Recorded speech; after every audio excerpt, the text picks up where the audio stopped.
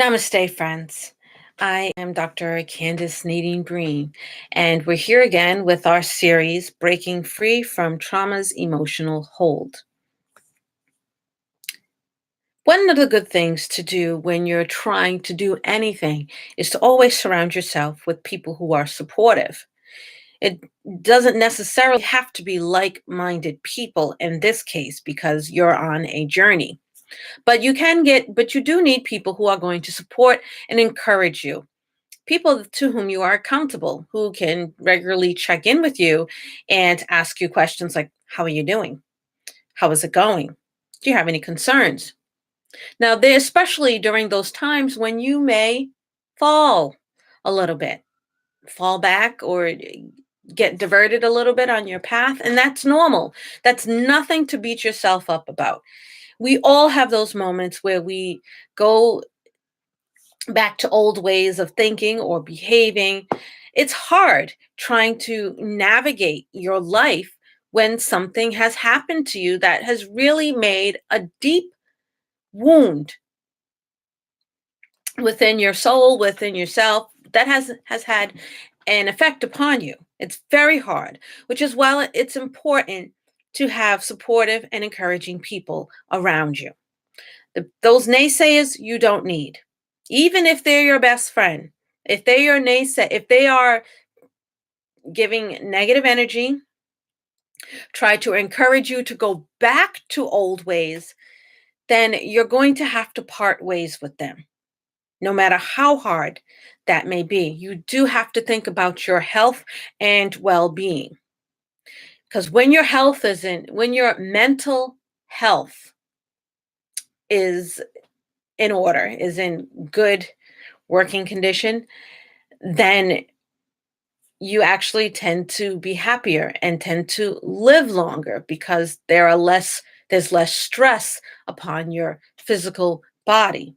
Believe it or not, stress, as people say, stress kills. It does. It can lead to severe health problems.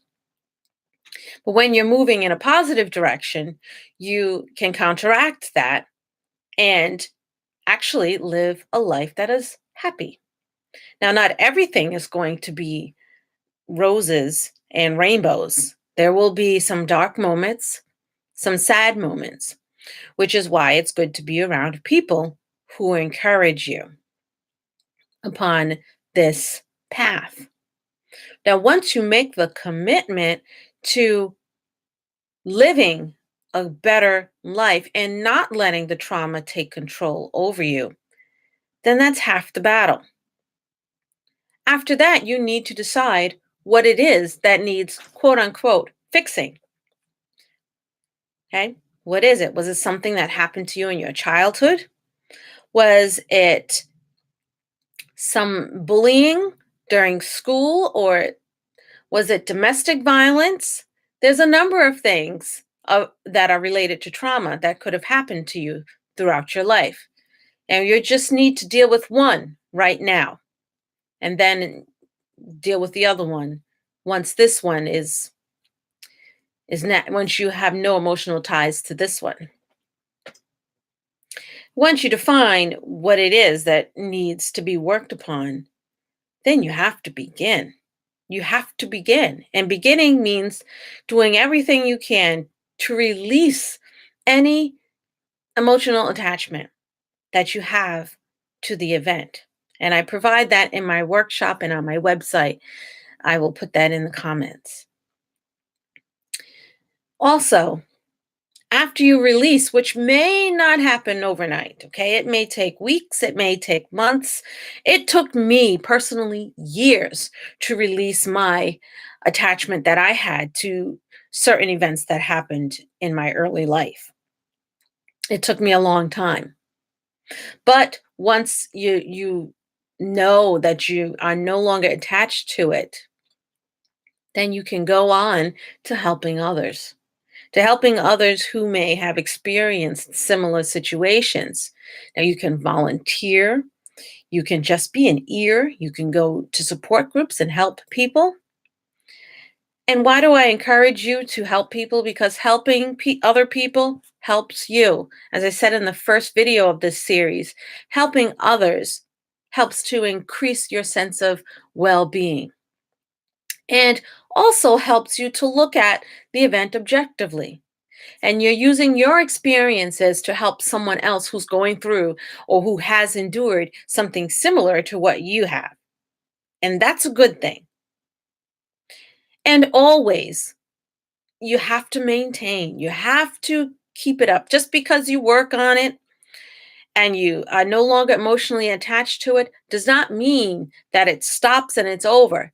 It's still within you, and you got to make sure that you don't backslide into old habits, old ways of thinking.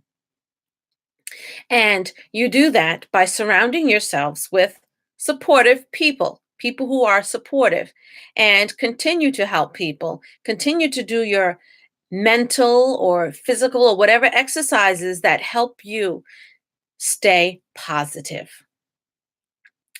I'm Dr. Candace Nadine Breen. It is my pleasure helping you throughout your journey. If you'd like one on one private helping, you can visit me at www.candicenadinebreen.com and hit the tab Healing from Trauma.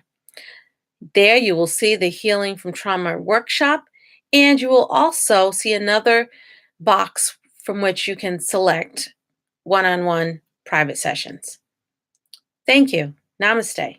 And remember, the journey is not the end.